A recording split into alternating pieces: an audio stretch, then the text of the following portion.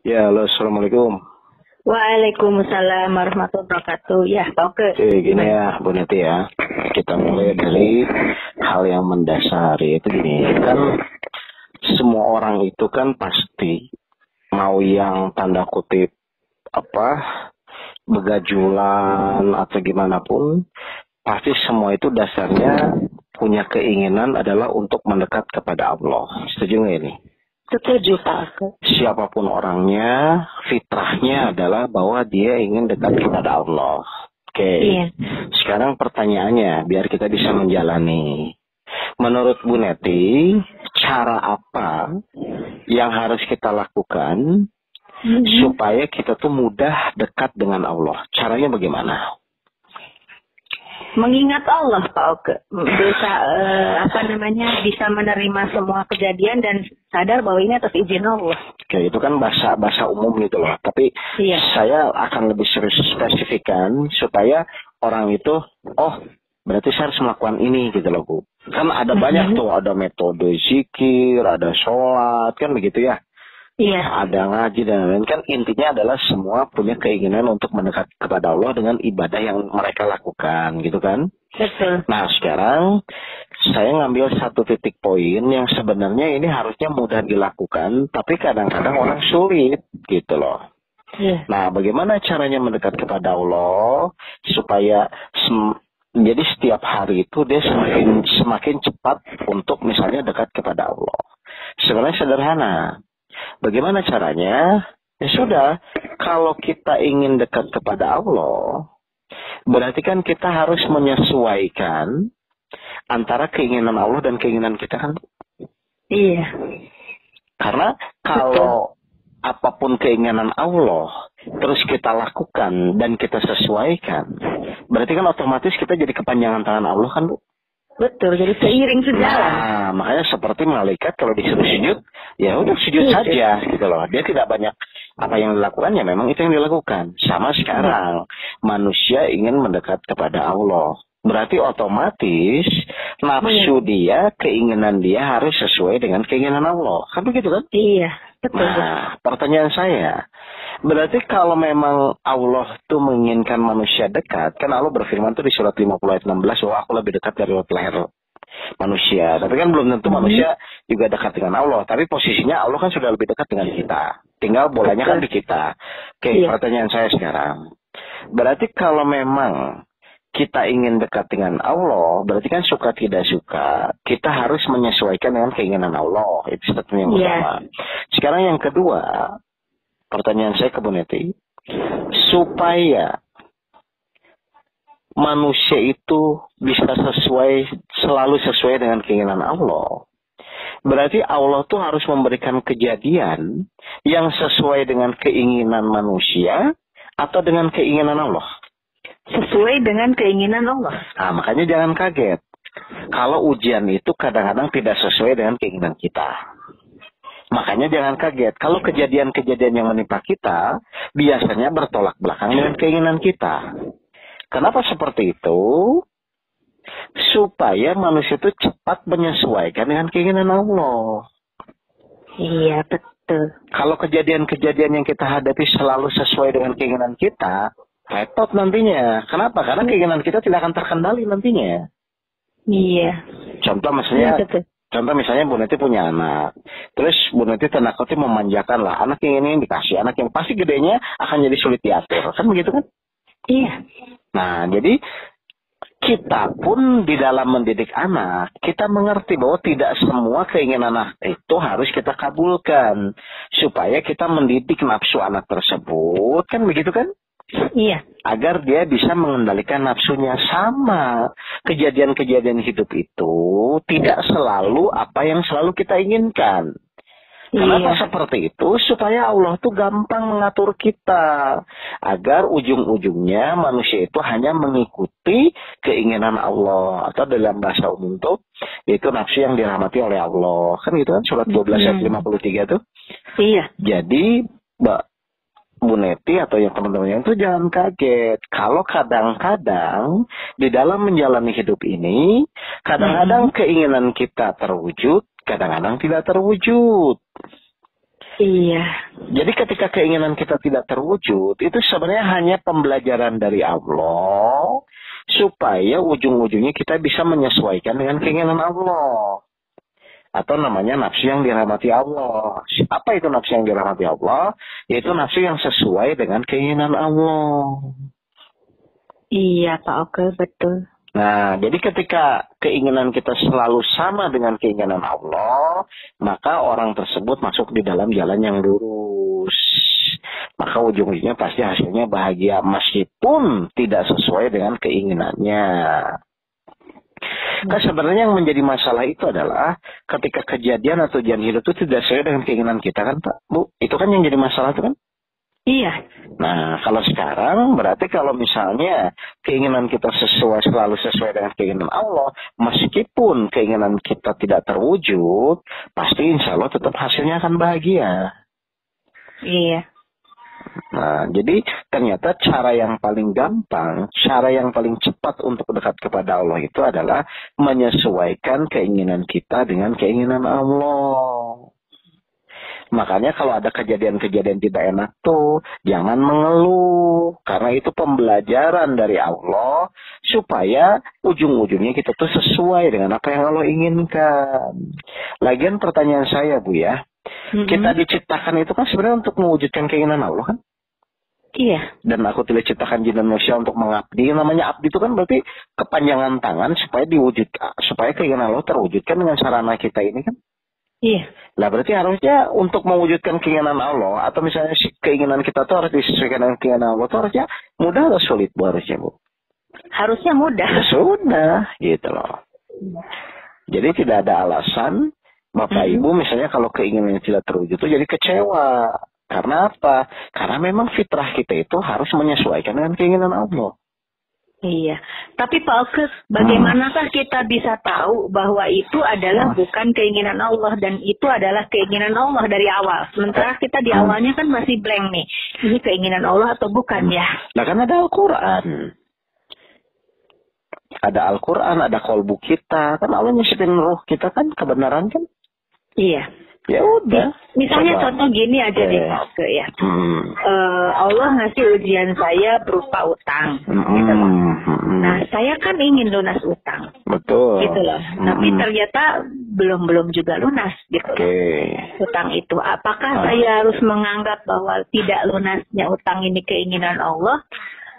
Atau gimana nih Pak? Baik, kan kita buat rumus bersama dulu ya Bu Yo. Semua kejadian yang terjadi harus atas izin Allah. Berarti kalau belum lunas, berarti memang Allah belum menghendaki kan?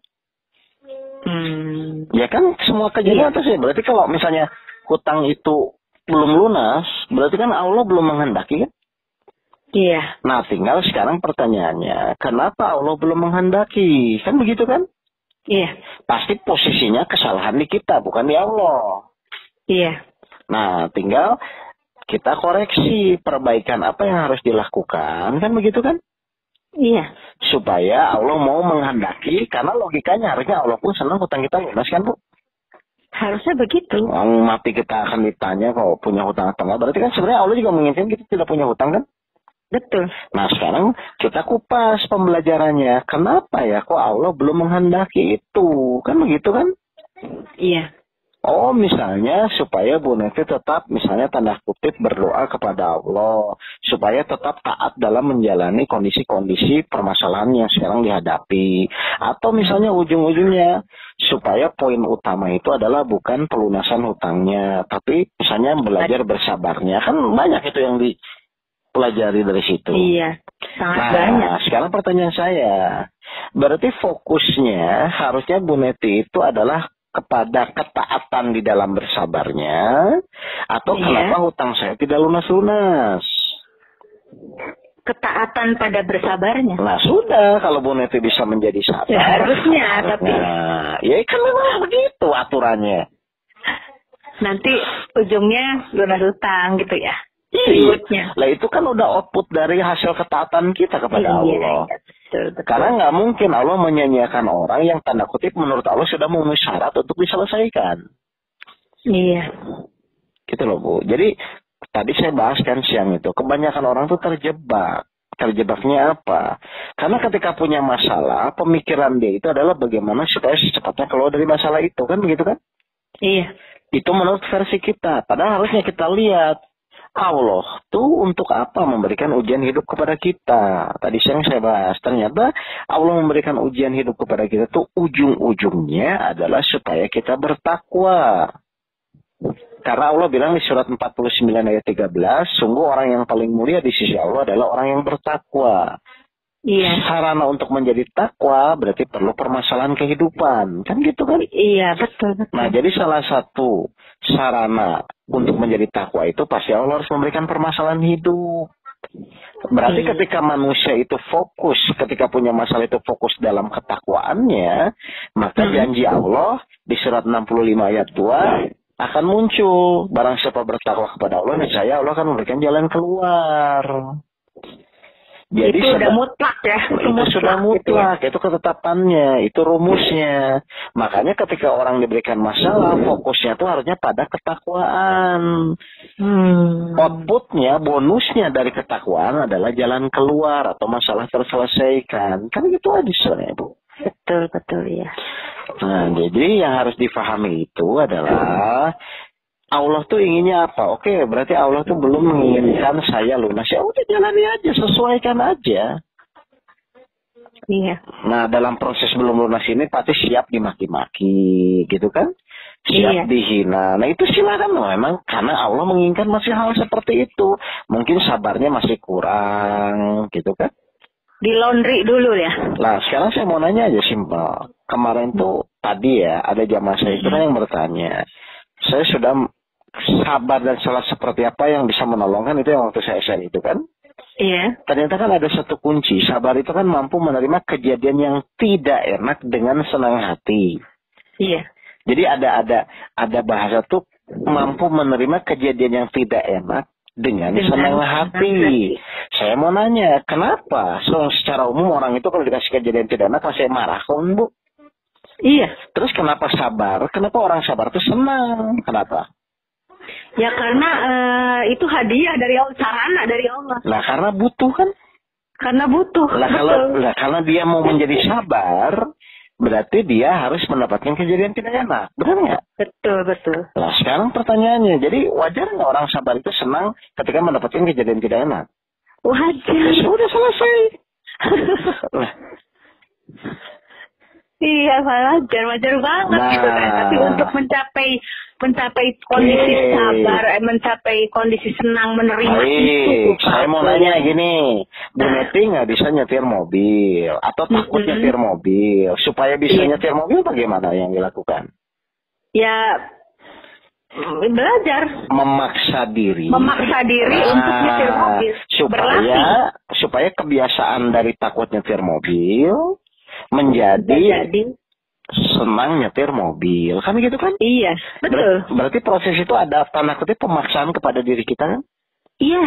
Ya sama saja. Dari yang tidak senang menerima kejadian tidak enak, menjadi senang menerima kejadian tidak enak, berarti perlu paksaan kan Bu?